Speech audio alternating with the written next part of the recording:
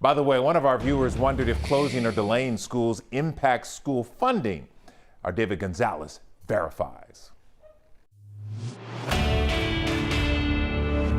Whether your district closed or not, some parents and students decided to take matters into their own hands and stay home as a precaution. So that has some of our viewers wondering. Hey Verify, this is Melanie. I have a question. Do Texas schools receive significant funding for students' daily attendance? To answer this, we turn to the Texas Association of School Boards. One thing we can tell you right away is that attendance is a big part of school funding.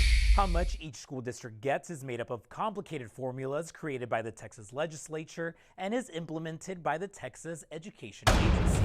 The School Boards Association says each student can generate just over $6,100 for a school district, and that amount can grow if a student requires extra resources. But average daily attendance is the base for all school funding, and under the law, each student has to sit through almost 76,000 minutes of instruction, or about 180 days every school year. For example, if a student misses 9 days in the school year, their district loses 5% of the funding a student with perfect attendance would generate. So Melanie, we can verify that schools receive significant funding for a student's daily attendance.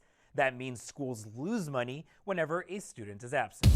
With your Verify, I'm David Gonzalez. Back to you. Have a question you want verified? Reach out to us on Facebook, Twitter, or email us at verify@khou.com.